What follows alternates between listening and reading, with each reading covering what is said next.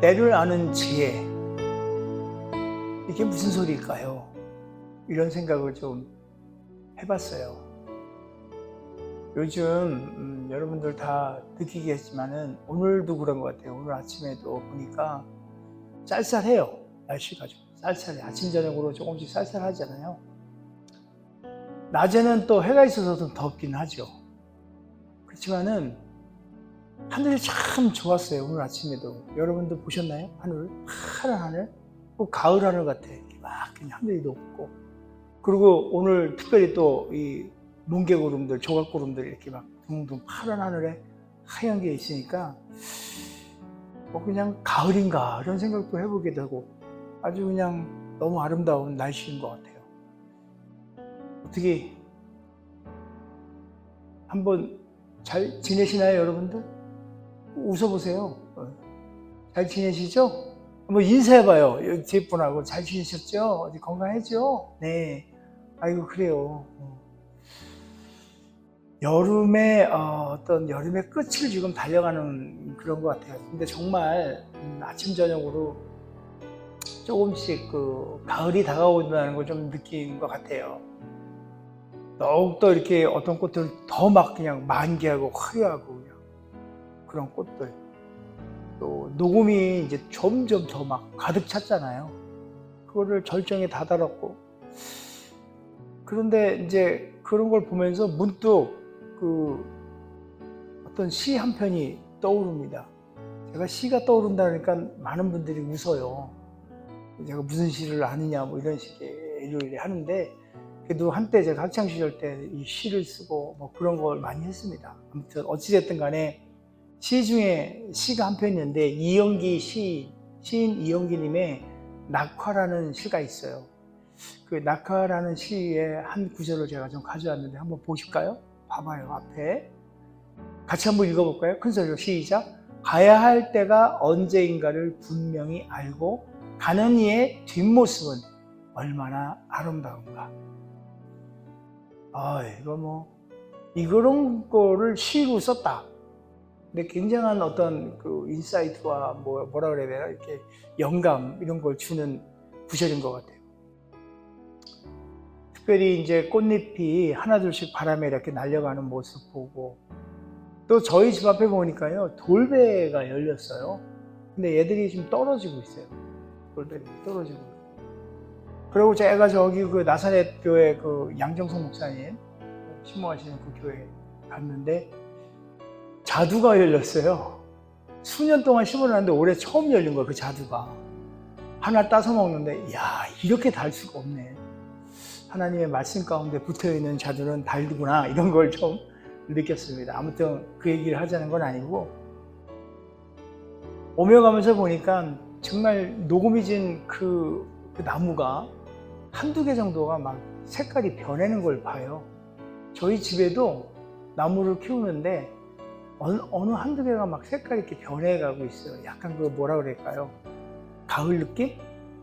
그러면서 이렇게 좀 때이른 낙엽들도 막 떨어지는 것들을 좀 보게 되고, 그럴 때마다 제가 조금 이렇게 생각에 잠깁니다.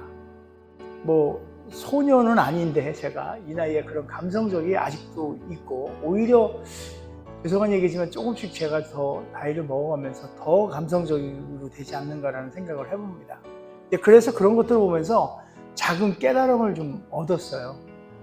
꽃이 진다는 것이, 나뭇잎의 색이 변한다는 것이 단순히 그것이 끝이라는 생각을 안 하는 거죠. 단순한 끝이 아니다, 이것은. 이런 생각을 하게 됐어요. 오히려 그 꽃잎 하나하나가, 잎새 하나하나가 땅에 떨어져서 거름이 되고, 또 그로 인해서 새로운 생명을 키워내는 어떤 양분이 되고, 그것은 또 다른 시작이라는 것을 좀 생각하게 된 거죠.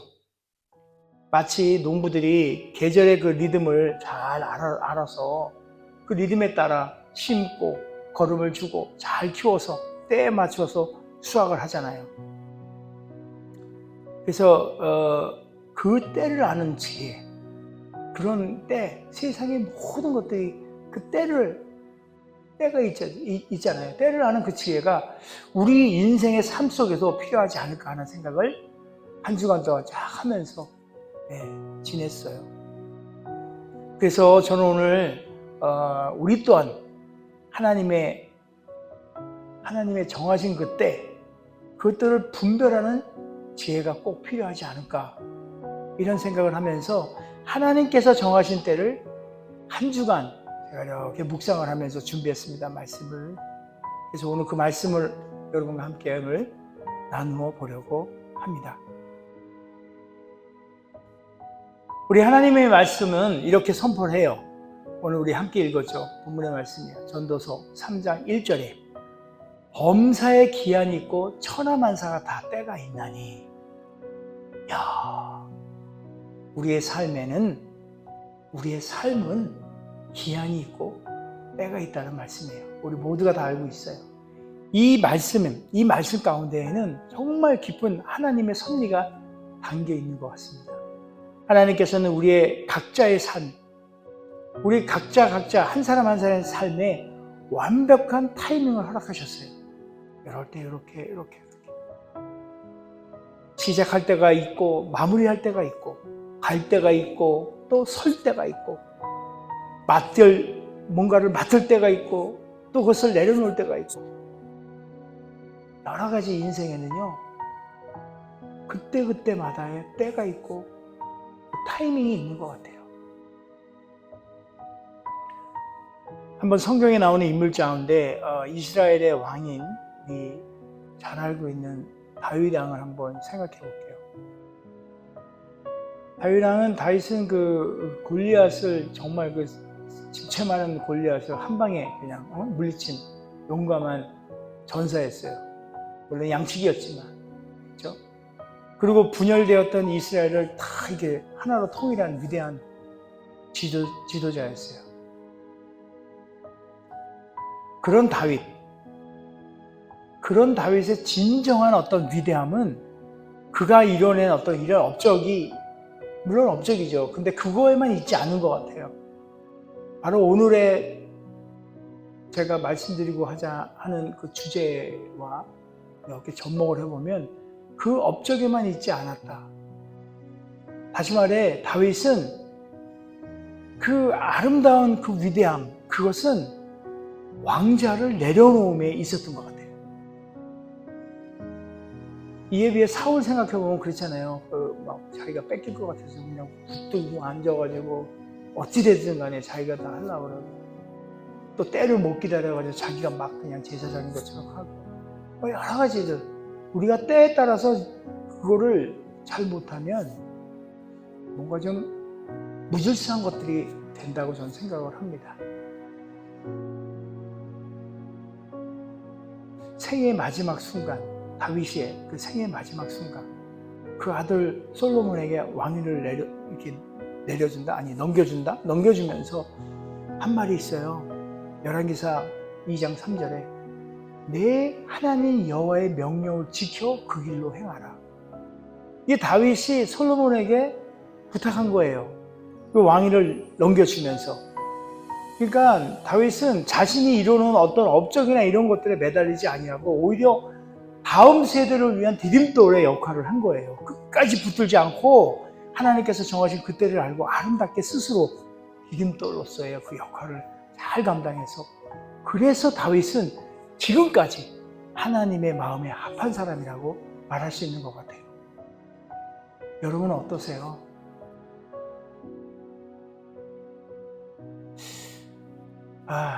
한국이나 미국이나 요즘 참, 저도 목사이긴 하지만 많이 부끄러운 일들이 많이 있습니다.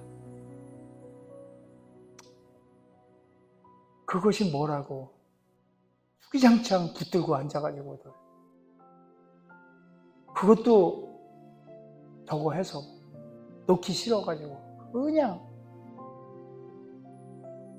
또 자자손정 그거를 물려주고자 그냥, 그래야 자기가 끝까지 지고 있을 거니까 자기 자식에게 물려줘야. 어찌됐든 간에 정말 아름답지 않아요. 그 자리를, 사람은 누구나 그래요. 항상 뒤를 돌아보잖아요. 거기에 미련을 두고 있어요. 그건 욕심이에요. 그런 것들. 우리는 안 그랬으면 좋겠어요. 한 가지 예를 더 볼게요. 우리 정말 위대하신 바울, 우리 바울 얘기 한번 볼까요? 사도 바울이 고백합니다. 여러분 잘 알고 있는 이 고백이 있어요. 나는 선한 싸움을 싸우고 나의 달려갈 길을 마치고 믿음을 지켰으니. 디모데 후서에 있어. 어때요, 여러분? 이 말씀을 들으면 어느 순간인가 어떤 일에서 우리가 그 일을 이제 놓고 다윗왕처럼 디딤돌의 역할을 해주고 그 길을 떠날 때 이런 고백이 있으면 좋지 않을까요? 나는 내가 달려갈 길을 정말 열심히 달려왔다. 자, 이제 너에게 이것을, 이런 일이 과연 정말 있어야 되지 않을까요? 어쩌면요, 저에게도 지금 하고 있는 어떤 일이 있어요. 그 일을 내려놓고 또 다른 일을 가야 될 어떤 이런 길목이 있는 거예요. 거기에는 돌아보는 진짜 후회나 미련이나 아쉬움 전혀 없어요. 바울의 고백 보세요. 거기 안에는 진짜 후회나 아쉬움이나 미련이나 이런 거 하나 없어요. 오직 그가 고백한 거는 이 말 자체가 그래요. 나는 선한 싸움 싸우고 나의 달려갈 길을 마치고 믿음을 지켰으니 하는데 이 부분에서 나는 그냥 달려갈 길을 마치고 그냥 후회돼서 그렇게 얘기하는 거 아니잖아요. 나는 달려갈 길을 마치고 너무 신나가지고 기쁨과 그 평안이 넘치는 그런 톤으로 고백하지 않았겠어요? 마치 마라톤 선수가 42.2점이에요? 49.19에 42.19에 헷갈려. 아무튼 그 길이를 진짜 온갖 노력을 다해서 자기 그 혼신의 힘을 다해가지고 결승경을 딱 통과하는 그 순간 그 기쁨으로 그냥 모든 고통을 다 내려놓고 기쁨으로 환하게 웃으면서 그 골인 점을 딱 통과하는 그런 모습. 그럼 바울이 그런 모습으로 이걸 고백했다고 생각합니다. 우리가 그렇게 해야 될 것 같아요. 우리 정말 한번 돌아봐요. 우리의 모습. 지금 우리는 어떤 자리에 있나요?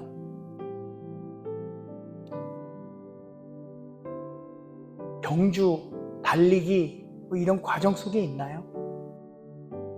어떤 자리에 있습니까? 자리. 부모의 자리에 있나요? 자녀로서의 자리? 배우자의 자리? 교회에서 맡은 직분과 어떤 사역, 그 자리? 직장에서의 어떤 책임과 사명들? 뭐 그런 자리? 이 모든 것들은요, 하나님께서 우리에게 잠시 허락하신 정말 은혜로운 그 자리예요. 정말 은혜로운 자리잖아요. 지금 현재 우리 돌아보면, 그죠? 그런데 말이에요. 때로는 우리는 이런 자리, 그런 자리들을 영원한 것처럼 막 거기에 막 그냥 붙잡고 그거에 그냥 마치 애들이 장난감 하나 잡으면 안 놓으려고 그냥 땡깡 쓰고 애들이 놓지 못하는 것 같은 그런 거. 그러나 오늘 성경에서 말씀하셨잖아요. 그죠? 우리에게는, 우리 삶에는 기한이 있고 때가 있다고 말씀하십니다. 바로 그것을 알아내는 것이, 바로 그것이 때를 아는 지혜. 오늘 말씀의 제목인 때를 아는 지혜인 거예요. 그 진정한 지혜는 내가 있는 그 자리에서 정말 최선을 다해서 충성을 하고 때가 되면 미련 없이 기쁘고 평안한 마음으로 내려놓고 또 다른 새로운 부르심을 향해 나아가는 것, 바로 그것이 하나님께서 정한 때를 아는 진정한 지혜인 거예요. 제가 이 말씀을 준비하면서 이렇게 멋진 말을 할 줄 저도 몰랐어요. 자, 그리고 주님께서 요한복음을 통해서 또 말씀하세요. 한 가지 더 보는 거예요. 한 알의 밀이 땅에 떨어져 죽지 아니하면 한 알 그대로 있고 죽으면 많은 열매를 맺는다. 요한복음 12장 24절의 말씀. 여기서 말하는 이제 죽지 아니하면 뭐 죽으면 뭐 이런 죽음의 그 말은 끝을 말하는 건 아니에요. 결코 절망을 말하는 게 아니에요.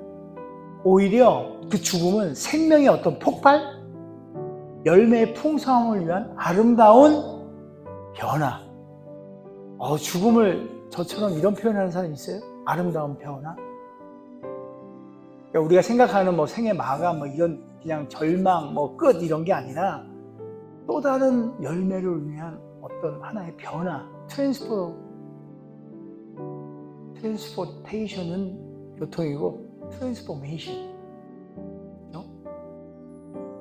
우리가 주어진 한 가지의 그 사명을 아름답게 마무리할 때 그것은 하나님께서 예비하신 더 큰 사명을 향해서 발을 내딛는 또 문을 여는 그 순간이에요. 그러니까 우리가 주어진 사명을 하나씩 마칠 때 아름답게 마무리 지어야 또 다른 그 사명을 향한 첫 발과 문을 여는 순간이 되는 거예요.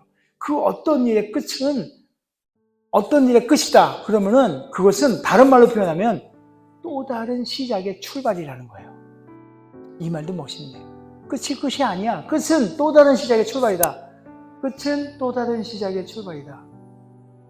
다 같이 한번 해볼까요? 시작. 끝은 또 다른 시작의 출발이다. 이걸 못 외워? 그거 짧은 거를? 끝은 또 다른 시작의 출발이다. 엄마 품속에 자라는 아이가, 그렇죠? 우리 간사님 18살 된 아이가 있어요. 이제 그 품었던 아이를 이제 내보내야 돼요. 세상으로. 더 넓은 세상으로 나가게 해야 돼요. 슬퍼요. 슬플 일이 뭐 있어요? 그게 성장하는 건데 하나님의 뜻 가운데서 아름다움을 간직한 그 엄마의 품속에서 이제 세상을 향하여 또 다른 시작을 시작하는 그야말로 마무리, 엄마의 품 안에 그 마무리를 경험하면서 한 단계 성숙해 나가는 거예요. 엄마 입장에서는 아이를 내 품에 있는 아이를 마무리 짓고 그 아이를 내보는 그 또 다른 엄마로서의 또 다른 성숙을 해 나가는 거예요. 그러니까 더 좋은 거야 이게. 그래서 우리는 그러니까 순간을 보면요, 우리가 어디에 있든지 우리에게 맡겨진 그 자리가 무엇이든지 그 자리에 안에서 하나님의 영광을 위해 최선을 다하는 것이 우리가 마땅히 진짜 해야 될 일인 거예요. 정말 그 어떤 자리에 있다 하더라도 우리는 그 일을 최선을 다하고 아름답게 마무리 져가는 그것이야말로 진정한 그리스도인이 아닐까 생각을 해봅니다. 조금 험한 표현이지만 질퍽질퍽되고 지질먹되고 이거 아니에요. 그렇죠? 부모의 자리에서, 자녀의 자리에서, 또 직장에서, 직장과 직장으로, 또 특별히 우리 교회에서 우리가 봉사자로, 또 우리가 직분자로, 이거는 목사이건 집사이건 평신도이건 그 어떤 자리에 있던 동역자로서 그 이야기를 하는 거예요. 함께하는 자로서.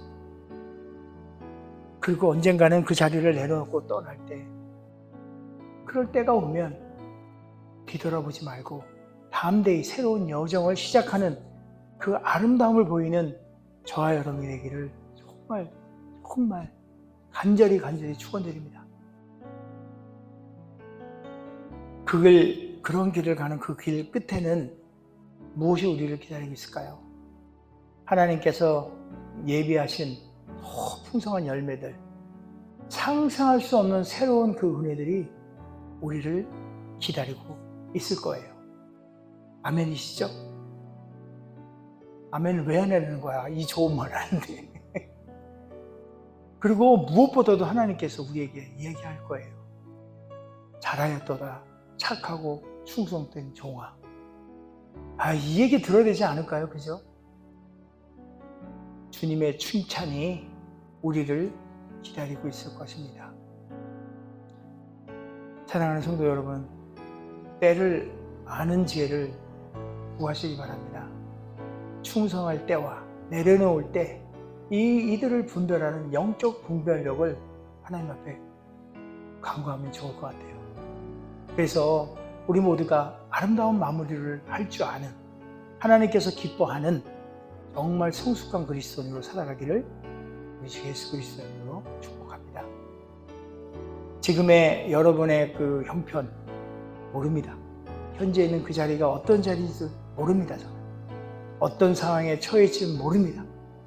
그러나 분명한 것은 그것이 무엇이든지 간에 주님께서 여러분에게 은혜로 허락한 자리이고 은혜로 주어진 일이에요. 주님께서 허락한 자리임은 분명한 겁니다. 그래서 노매러와 충성하십시오. 그 자리에 충성하십시오.